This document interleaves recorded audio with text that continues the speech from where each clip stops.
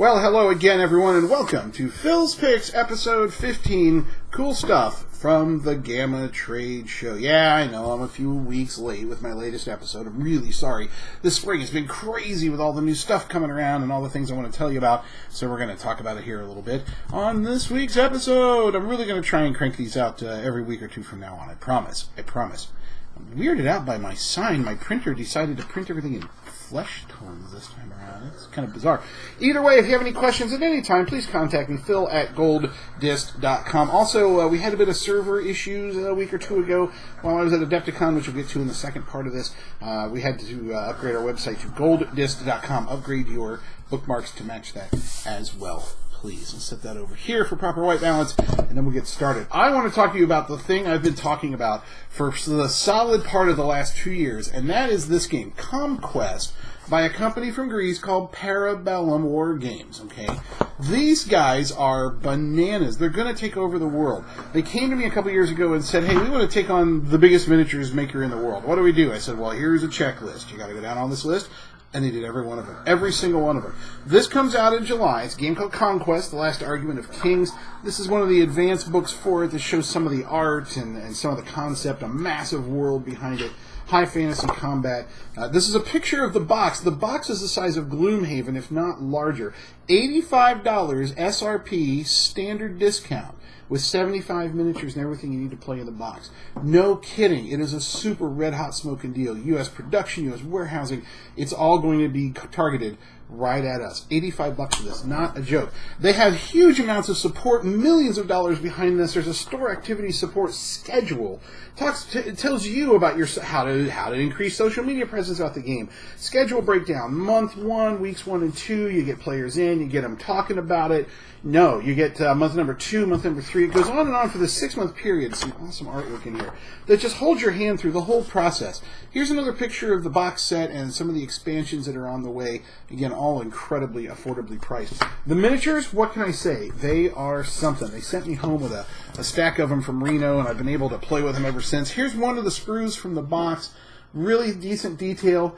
And you can't argue with it. It's such a bargain. Here's where the main baddie put together. Rawr. Oh, he's a nice one. That took me about, I don't know, half an hour and just regular old model glue put this guy together. He was very, very cool. Oh, there's your cavalry. There's your chargers. Very, very nice. This is an early production bad guy in a more brittle plastic that they had. Now you can see the difference here. But the sculpts are just fantastic, and the value you get for the money is absolutely amazing. This is right now available for pre-order. It's Parabellum War Games. I'm sorry the logo isn't bigger. Conquest, The Last Argument of Kings. It is available from us and only a couple of other distributors in the U.S. upon release in July. Do not miss it. It is going to be the miniatures release of the year. Next up, another company I met at the GAMA trade show in Reno, and this thing is so big, I have to go over here and I have to manually zoom out my camera, so pay no attention to the back scenery over here. This is from a company called Geek On. Geek On ran a bajillion-dollar Kickstarter for gaming accessories, and one of the things is this backpack. This is a backpack. No kidding, right? It is, here, the picture on the tag will actually show you better how it goes. They have this massive compartment that folds down, and it'll hold 12 by 12 game boxes in it. It's truly a hallway destroyer. You know, if you're that guy at a con that's going to go barreling down a hallway, it expands out even deeper. It's got pockets and clips and bags and pockets and, oh my goodness, stars and garters. It's absolutely bananas, the size of this thing. And it retails for, I think, $199, which is a lot, but it's really well made. It's super durable. Here is not a fanny pack. This is a belly pack. This is something that goes around the base of this thing, clips on the front if you need extra support for it. They did a whole line of accessories as well. This is the dice keeper and tray.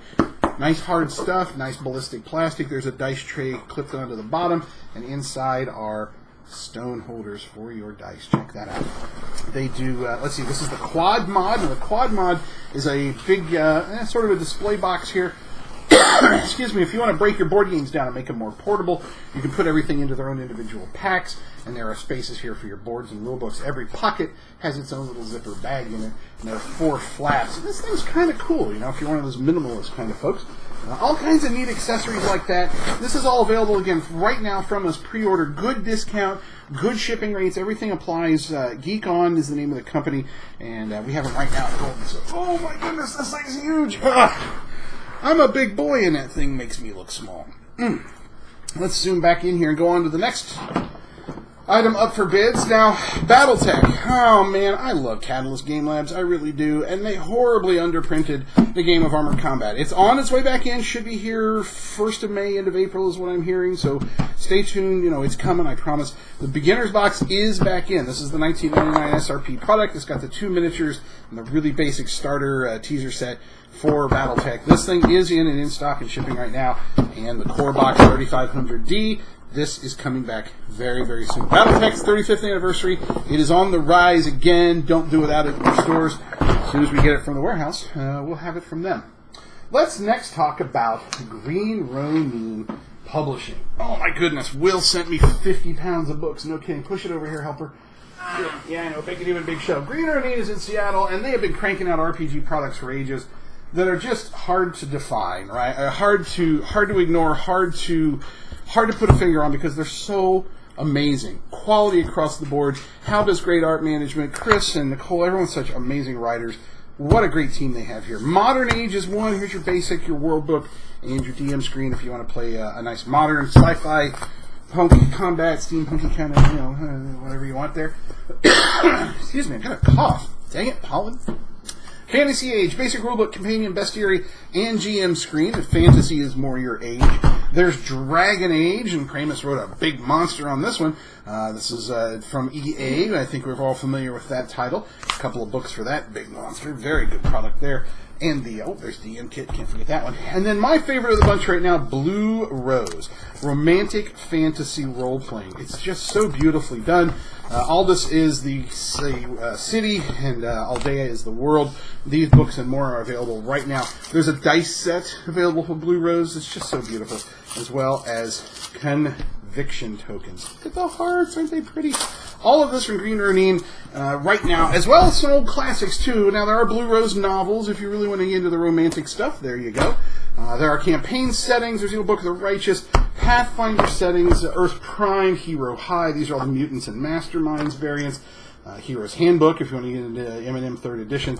Rogues Gallery for all of the villains as well. Green Ronin, GRR in our system. An absolute standby in your store. If you don't have them, go get them. They are among the best. What do we got next? Next up, we've got Warlord Games. Now, Warlord Games has been on my list for a while, mainly because of this puppy right here. Cruel Seas and I go way back. I love me some naval combat. In October, when I visited Nottingham, I went by and saw these guys, and I saw them hand-pouring lovingly and lavishly each individual ship for the expansion sets. We took us a while to get this in, but man, it is here, and it is so pretty. It just showed up. I haven't even had a chance to build my ships yet, but it is a beautiful game. Very simple game of torpedo boat combat World War II. There are injection molded sprues here. These are the basic game. This is a good solid stuff to get you started. There are torpedoes. There are explosion counters. Lots of bits and counters in here. A lot of it comes with wool for smoke screens and or fire or burning or what have you. True wargaming potential in here. Big bag of dice. This thing is selling out left and right, and the expansions are coming on strong. They just underestimated demand for all of the different units. They're coming back. Cruel Seas, available right now. We have them in stock. Come get them while you still can. New up from them is Campaign Fortress Budapest. If you want to get into some of the Hungarian side, which is a really weird corner of World War II, it's Nazi and also Soviet, and yeah, it's a really bizarre thing here. Oh, before we do that, let's talk about some of their paint sets they've released here in conjunction with the Army Painter. There are various sets for your armies. Here's Soviet, here's German, here's U.S., and then British. And I cracked these open. Where's my other set? Over here. I kind of combined them all together. The Army Painter does a neat thing where it's a 3-step process. You prime it, you paint it, and then you dip it. Here's a little can of dip. I tried really hard to get some of those going, and, well, I'll be honest with you, I ran out of time. But I did build some, so you can see, here's the British People Carrier, which is coming up here from the British North African Army unit. There's the anti-tank guy, Sikh in a turban, very cool. The miniatures are super easy to build. The paint process is also super easy to understand. And these kits are a sweet, sweet deal.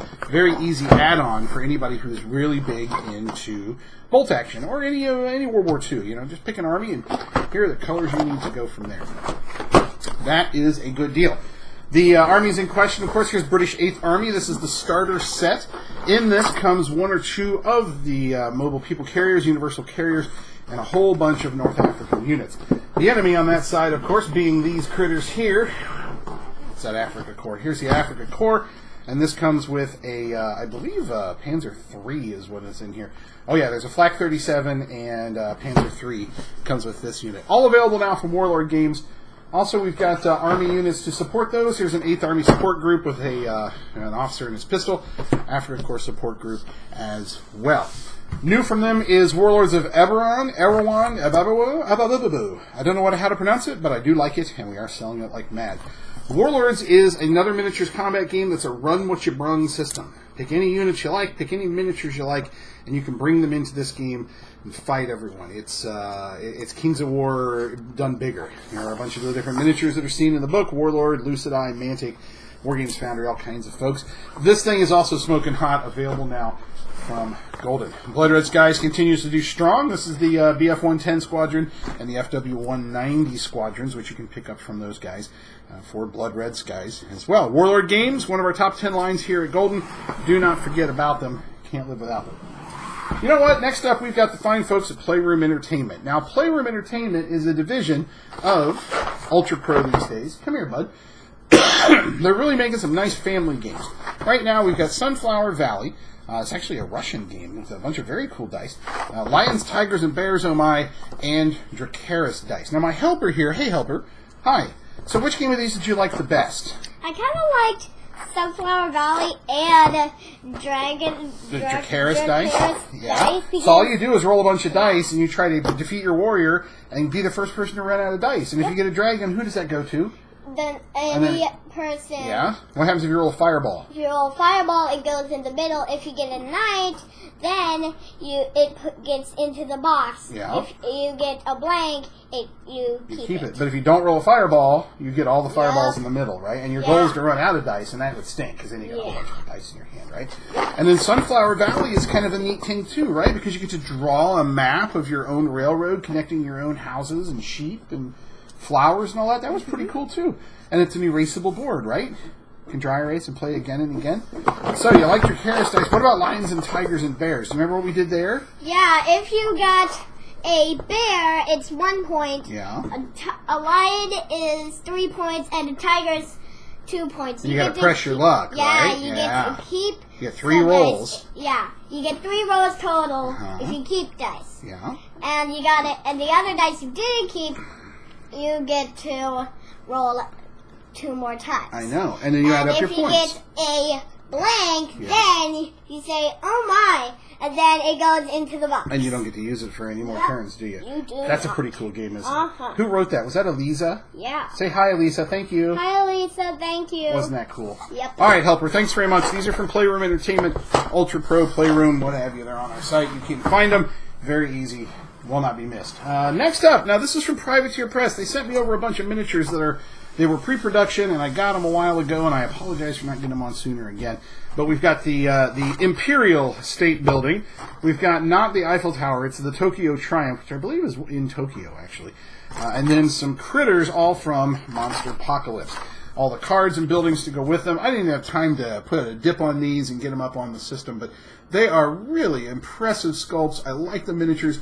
Good for, just buildings to have around on the mantle or in any of your Super Micro Miniatures games. This is Hammer Clack. He's one of the drilling monsters now available. Roar from Monster Apocalypse. Also, some figures coming in from these guys as well. We had the Calliope guy. I think he's all suffered a horrendous dive off of a table before we could catch him.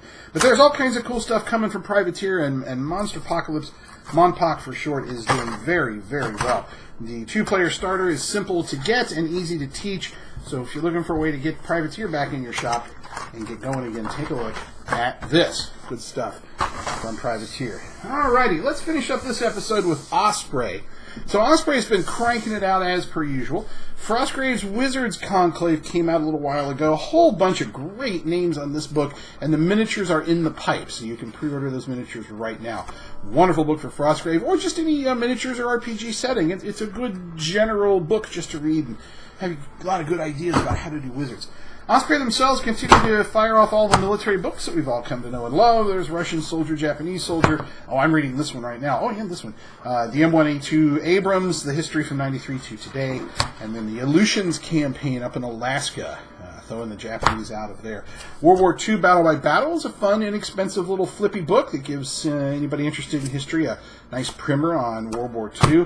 And they continue to do some lovely hardbacks, the Panzer Artillery. This is one about the Naval Air Campaign in Korea. Solid read on this one. This is my current favorite from them if you're a naval buff at all. This is the Cold War Royal Navy Fleet. You don't realize how bad the 1966 white paper gutted the Royal Navy until you read this book and realize how small they were from 66 to 91.